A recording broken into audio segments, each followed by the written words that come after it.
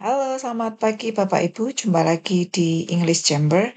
Kali ini kita akan membahas sesuatu yang sedang in saat ini ya, yaitu pembelajaran mendalam atau deep learning.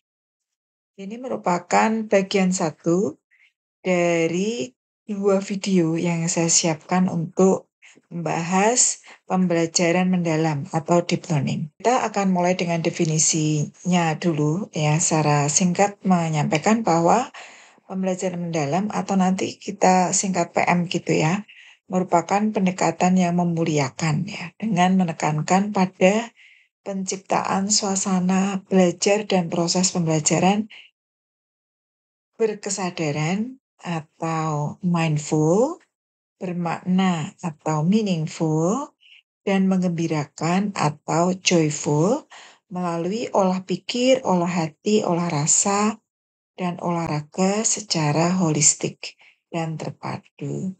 Jadi tidak dipisah-pisah ya Bapak Ibu ya. Ini merupakan satu kesatuan seperti itu.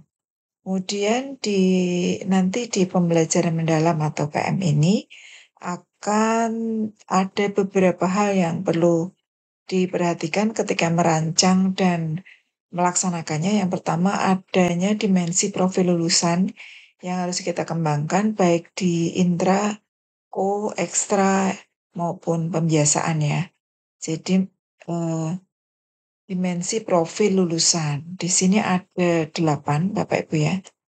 Di dimensi profil lulusan itu ada keimanan dan ketakwaan, ada kewargaan, ada kreativitas, kemandirian, komunikasi, kesehatan, kolaborasi, penararan kritis. Nah, ini merupakan dimensi profil lulusan. Oke. Kemudian untuk prinsip pembelajarannya itu ada bermakna ya, menggembirakan, berkesadaran. Ini prinsip pembelajarannya. Kemudian di pengalaman belajar atau nanti di langkah-langkah ketika Bapak Ibu menyusun rancangan pembelajaran dan prosesnya, di sini ada pertama itu memahami ya, diharapkan paham konsep, paham teori ya, paham pengetahuan aplikatif, lalu dilanjutkan dengan mengaplikasi ilmu yang sudah didapat dari memahami ini, kemudian merefleksi. Jadi menginternalisasikan dalam kehidupan sehari-hari. Jadi di sini anak-anak merefleksikan bagaimana dia mengikuti proses pembelajaran dan capaian yang dia dapatkan dari proses pembelajaran itu. Kemudian yang berikutnya adalah ada kerangka pembelajaran. Di kerangka pembelajaran ini akan ada beberapa hal yang perlu diperhatikan. Ya, insya Allah Bapak Ibu pasti sudah memakai ya sejauh ini. Tapi di sini diberi highlight sehingga kita punya perhatian lebih terhadap kerangka pembelajaran ini. Yang pertama ada pemanfaatan digital, ada kemitraan pembelajaran, ada praktis pedagogis, dan ada lingkungan pembelajaran. Kita kupas satu-satu nanti Bapak Ibu ya. Di penerapan prinsipnya ya, di prinsip ya, ini prinsip ya, bukan sintak Bapak Ibu ya. Prinsip artinya bukan urutan ini ya, tapi bisa terjadi di proses pembelajaran pada langkah mana saja gitu ya. Di sini ada berkesadaran, Bapak Ibu memfokuskan siswa, memberi kenyamanan ya, ketika pembelajaran berlangsung. Boleh melalui ice breaking, boleh melalui kegiatan yang menimbulkan mengapa saya belajar ini, begitu ya. Manfaatnya bagi saya untuk apa? Nah, itu menimbulkan kesadaran siswa ketika belajar. Kemudian bermakna. Bermakna ini pembelajaran yang disampaikan itu didekatkan dengan kehidupan sehari-hari. Jadi siswa tahu bahwa dia belajar itu karena memang ada fenomena yang sama ya yang terjadi dengan yang dia pelajari ya. Matematika didekatkan dengan kehidupan sehari-hari, IPS, IPA, prakarya, semua dekat dengan kehidupan sehari-hari siswa. Jadi kontekstual gitu ya.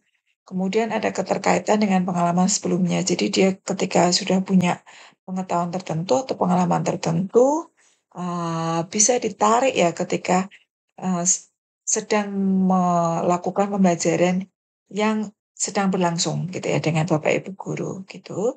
Kemudian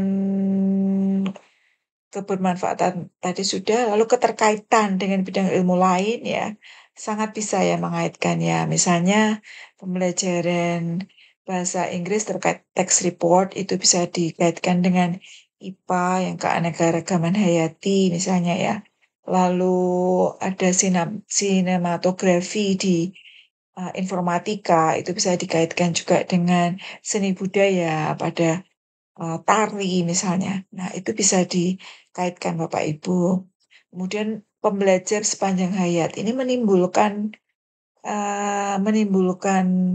hasrat siswa untuk terus belajar. Nah, itu bisa terjadi ketika pembelajarannya itu, bermakna gitu ya Bapak Ibu ya. Jadi siswa ingat dan ingin mencari lagi atau paling tidak ketika dia mendapatkan menemui hal yang sama di kehidupan sehari-harinya, dia tahu, "Oh, aku pernah belajar ini ya," gitu ya. Kemudian dia mungkin akan mengamati sendiri gitu, realnya seperti apa.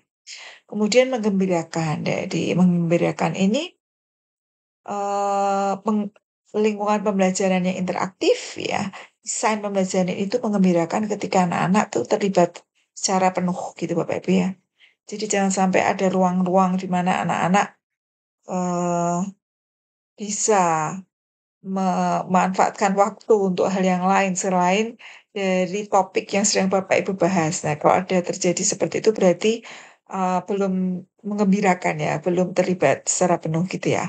Lalu aktivitas pembelajaran yang menarik, menginspirasi ya, tantangan yang memotivasi, tercapainya keberhasilan belajar. Jadi ada aha moment.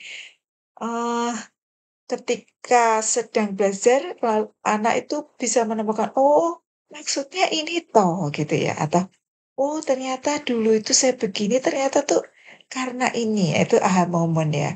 Itu mengembirakan ya Bapak Ibu ya. Jadi intrinsik gitu ya, mengembalikan itu tidak selalu harus terlihat dari fisik ya, lompat-lompat atau tertawa atau, berteriak gitu ya. Tapi ada momen di mana dia di dalam hatinya itu, "Oh ini maksudnya." Ya, itu tuh sudah mengembirakan ya Bapak Ibu ya. Oke, nah yang perlu di-highlight di sini adalah penerapan prinsip pembelajaran mendalam dapat terjadi secara terpisah ataupun simultan dan tidak harus berurutan ya Bapak Ibu ya. Jadi prinsip ini tidak harus urut begini Bapak Ibu ya. Ini bisa terbalik-balik gitu. Oke.